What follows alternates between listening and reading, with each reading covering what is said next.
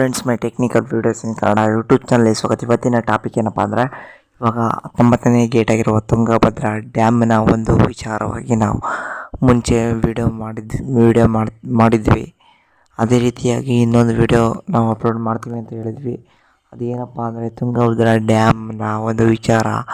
ಅದು ಎಲ್ಲರಿಗೂ ಗೊತ್ತಿರೋದು. ಏನಪ್ಪ ಅಂದರೆ, ಅದು 19ನೇ ಗೇಟಿನಲ್ಲಿ ವೇಗವಾಗಿ ನೀರು ಬರ್ತಾಯಿತ್ತು. ಗೇಟಿನ ಒಂದು ಏನೋ ತೊಂದರೆ ಆಗಿತ್ತು.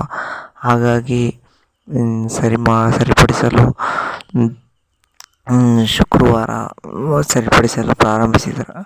ಆವಾಗ ಅದನ್ನು ಒಂದನ್ನು ಇಳಿಸ್ತಾರೆ ಶುಕ್ರವಾರ, ಆಮೇಲೆ ಮುಂದೂಡಲಾಗುತ್ತೆ ಶನಿವಾರಕ್ಕಾಗಿ. ಹಾಗೆ ಎರಡನೇ ದಿನ ಆದಂಥ ಶನಿವಾರಕ್ಕೆ ಯಶಸ್ವಿಯಾಗಿ ಗೇಟನ್ನು ಅಳವಡಿಸಲಾಗಿದೆ. ರೈತರು ತುಂಬ ಸಂತಸಗೊಂಡಿದ್ದಾರೆ ಅಂತಲೇ ಹೇಳ್ಬೋದು. ಯಾಕಂದರೆ ಅದೇ ಜಲಾಶಯವನ್ನು ನಂಬಿ ಅತಿ ಹೆಚ್ಚು ರೈತರು ನಂಬಿ ಜೀವನವನ್ನು ಕಂಡುಕೊಂಡಿದ್ದಾರೆ.